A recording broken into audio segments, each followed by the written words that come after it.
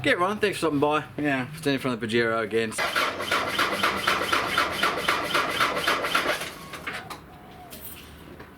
So today is another Pajero video. And to be honest, I wasn't thinking that this really needed a video, but I figured I might as well shoot it anyway. There may be people out there that aren't aware how to do this and might want to know how. So today, I'm changing the battery in the Pajero, just putting a new one in. So we're taking the old one out, putting a new one in. So it's kind of straightforward.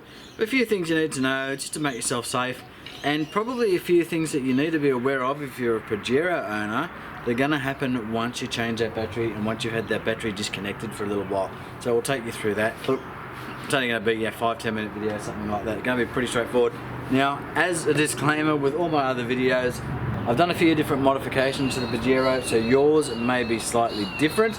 Certainly with the tray where the battery sits, I've broken off side of that, so I've had to make a modification to that to get that to fit in. And then the amount of wires that I've got coming off my battery are going to be quite significantly different to yours, but the premises are going to be the same. Let's jump in, change the battery over.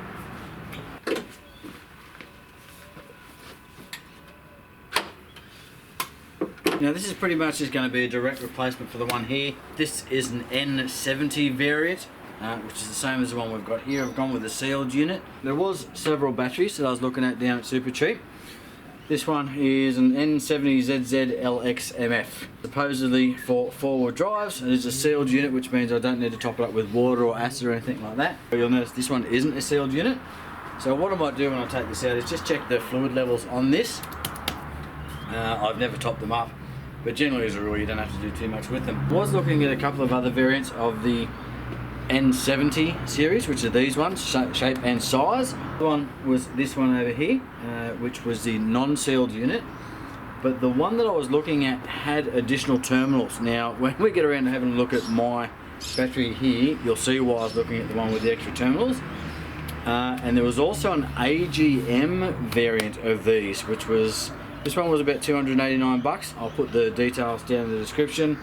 The other one I was looking at was 339, which was the one with the additional posts, but it wasn't a sealed unit like this one. And then there was like an AGM, combo variant for 399, which I quite like the look of.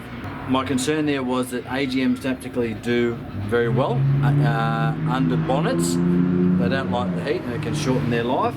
So I was steering away from that.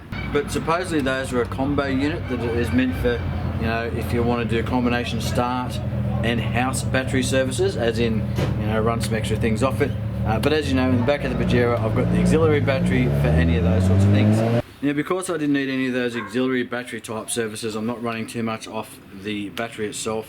Certainly not when the car's off, where I can just be running off the alternator or the auxiliary battery over the back. So what I wanted to maximise was my starting power. Now this one is something around 810 cold cranking amps, where the other ones that I was looking at, the combo ones, were around about 730, 750, 760, something like that. What I went with was just the highest cold cranking amps I could get, which is the ability for the battery to turn over the engine, which literally this is all this needs to do. I don't need to worry about running any auxiliary stuff off this, albeit that I've got all this extra stuff. But again, that only runs off this when the alternator is running, so it's not putting a drain on the battery itself. From size perspective, everything else was the same. So literally all you need to do is go and grab yourself your spanners. The one thing you need to be aware of is when you're pulling a battery out, and if you're using metal spanners that aren't insulated or don't have some sort of insulation on them, what you need to be very careful of is that you don't make contact with the positive battery terminal and part of the frame or something like that, something that's metal, because that's going to short that, and sometimes it might even solder your spanner straight to the terminal on whatever it is you've made contact with. So be very careful. What I like to do is take off the positive battery terminal first. The reason I do that is because if we've taken off our negative battery terminal and then we're playing with the positive, and we, like I said, make contact with that positive terminal down to the car or something like that, we are completing that circuit. So just by removing that first, just makes it that little bit safer. And then if we're working with the negative terminal and we make contact with anything, it doesn't really matter, because this is already grounded to the chassis. Now there are lots and lots of different terminals. This is what mine look like. I've swapped these out, and I've actually put a longer bolt on here so I could get all of my different accessories on here. You can see everything sort of running off that rat's nest over the back. But most of them are going to look something like these. Some of them are going to crimp the actual cable that comes and goes down to your ground. Some of them are going to have sort of a screw-on type, something like that. But there's going to be some sort of variation there. But ultimately, they're all going to just loosen up from one bolt that goes through and clamps that onto your battery. So we're going to undo that bolt there, and we're going to undo that one there, and that's just going to allow those clamps to open up, and we'll just slip them straight off the top of those terminals. So what we're going to do, just undo these, undo the positive first, just back that off, we'll drop it down the side, then we'll go over to the negative or the ground, we'll loosen that up, drop it down the side, and we'll come back and we'll undo this.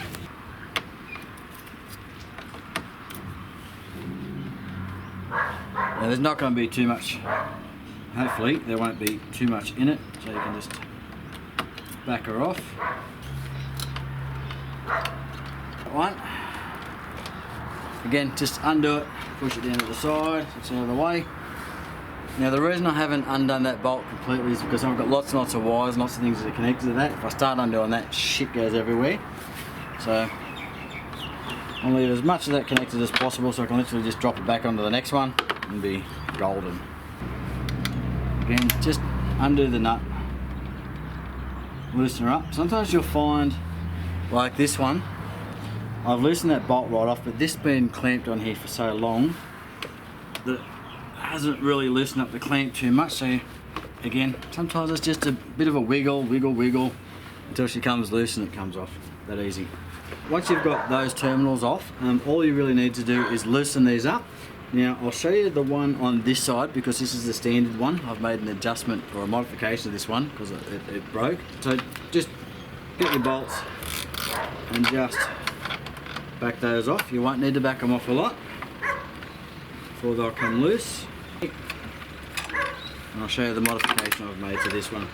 But basically what you're going to have is this piece that sits across the top.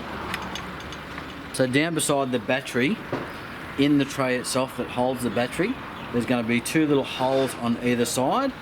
This literally goes through that bracket, so that was going across the top of the battery like that, and you've got a little hook on the side. Now these will pull out, as you can see. So when you're putting it together, you put it through that top piece, put that hook down through the little hole that's in the bottom, and then just tighten it up, and that'll come down and clamp and hold the battery in place. Undone this one side, so I should be able to lift that up and just swing it around out of the way. And now our battery is going to be free and clear. This is where you need to be a little bit careful because obviously batteries are heavy. Now depending on your strength, this is an awkward position to be having to be lift this amount of weight. So prepare yourself and be ready. Maybe do a little bit of a test lift. You know, if you're not that tall like myself, maybe get yourself a milk crate or something like that. We are just going to lift that straight up and out. Make sure you've got yourself somewhere clear on the ground so you can drop it down. Okay, so let's give you a quick look at the modification I've done to this battery tray. This is what a normal side's going to look like. As I was saying, you've got this little hook here that will go into the side, and then that will tighten up here at the top. So normally you would have a hole on either side that look just like that, and you would hook these in. But if you have a look at mine on the other side, just like that, you can see that my hook has broken off. So what I'd actually done was just got a piece of aluminium and just bent it up like that, screwed it down into the mounting bracket that holds on the tray, and then I can put my hooks through that side, and that just works as per normal. So basically this is your tray that your battery sits in, just there. It's usually going to be pretty dirty. You can clean it out if you want. Don't worry about it if you're not concerned about it. This battery tray here is pretty much what's going to determine the size of the battery that you're going to fit in there. So pretty much if you take one out and it was sitting in that tray, then you're going to be right to fit a new one in of the same size. So just grabbing the other battery,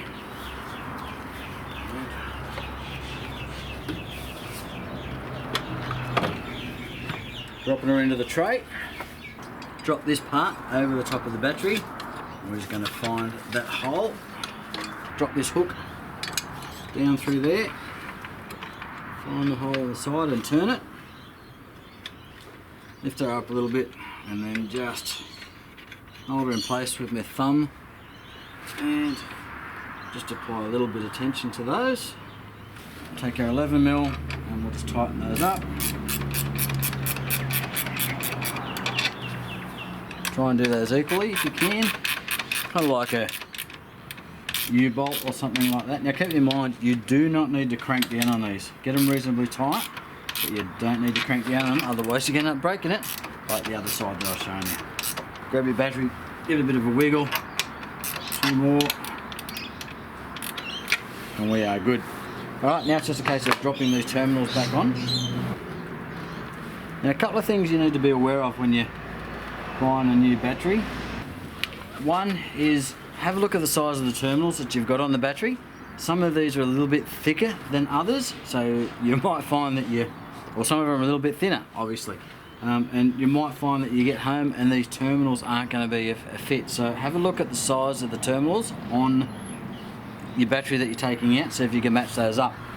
Another thing to be aware of when you're buying a battery is that sometimes these terminals aren't always going to be in the same way. Sometimes, as you can see, the battery we took out, this was our negative on this side and our positive on that side. I have historically in the past bought batteries home and found out that the positive was now over here and the negative was now over here.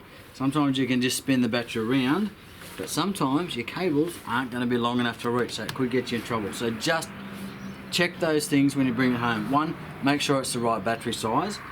Check the CCA rating of the battery, which is your cold cranking amps, which tells you how much power the battery is going to have to start your motor. That's only really important when you start talking about diesels and trucks and larger motors like that. So just make sure that you basically, providing you're not having issues with the battery that you've got in there originally, provided, just match or go larger with the CCA reading, cold cranking amps. Make sure your terminals are in the right spot, and then make sure they're the right size for the terminals that you've actually got on your wires. But generally as a rule, if you stick with the same model or whatever's come out of the car, pretty straightforward. Alright, so we're just going to stick these back on.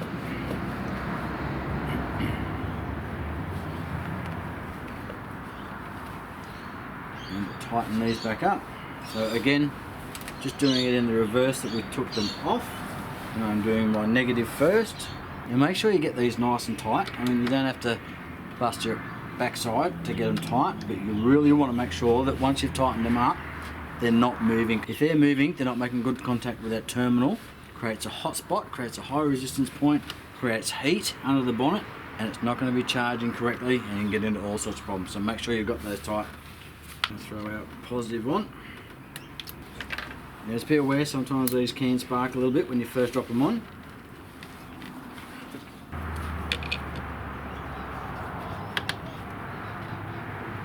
And put on any, this protection stuff that you've got sitting on there. Just make sure that everything is still connected, and we are. Shut that up. Now I can see that the lights have come on in the interior of the car, so we've got connection. What I want to show you is once you get the new battery installed into the car, because you've had the other one disconnected, just jump in the car, give her a start, and the battery should come charged from the supplier. If it's not a problem. Just stick it on charge for a little while, stick it on overnight, something like that, and let it do its thing, but it should come with enough charge to start your vehicle. So we're going to start her up.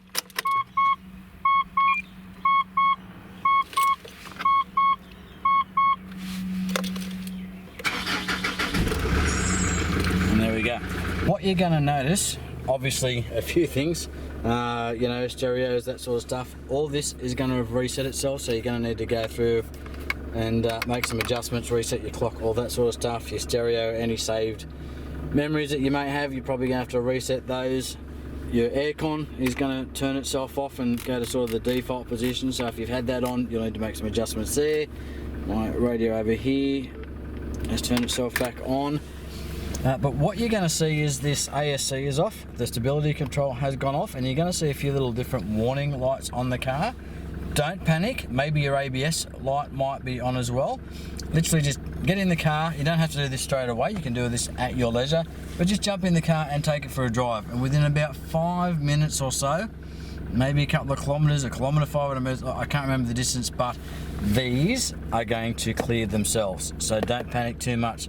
So when you jump in and you have the new battery reset, or if you've disconnected your old battery for a period for whatever reason and you connect it back up and you jump back in, you're going to find that your ASC off is off. It doesn't matter how much you push this button down here, it's not going to do anything. As you can see, I'm hitting that button now, it's not turning it back on. Literally just take it for a drive, take it for a spin around the block, and you'll find that'll sort itself out. So the reason I wanted to do this was I think I may have a parasitic draw, something that's draining power out of the car while it's not running, because it's sitting here for a couple of weeks on end. I'm finding 2 days or so I'm looking at a flat battery, or a battery that almost doesn't want to start the car. That battery has been in the car since I've had it. I don't know how old it was when I bought it, so it's at least 4 or 5 years, something old. Could be older than that, so who knows. So it's had a reasonable life. So it was due for a new one anyway. And then now that I've got the new battery in, I can have a look and see whether anything's dragging it down. So if I have the same result with the new battery in, I know it's something I've got to look for. So that's it, that's the battery change in the Pajero. Again, look, it's really straightforward, it's really simple. Just take those few little precautions when you're making contact with the positive battery terminal, not to swing that spanner and make contact with anything that's grounded, anything metal. Could get yourself in trouble. Take the positive off first, then go to the negative. I know some people do it the other way around. It really is preference, but I do it for safety reasons. Drop those down, loosen those clamps off that's holding the battery down into the battery tray. Lift those out, lift your battery out, drop the new battery in, hook those back up, put your terminals back on, get in your Pajero, take it for a run, go enjoy it. Thanks very much for stopping by. We'll catch you on the next one. Cheers.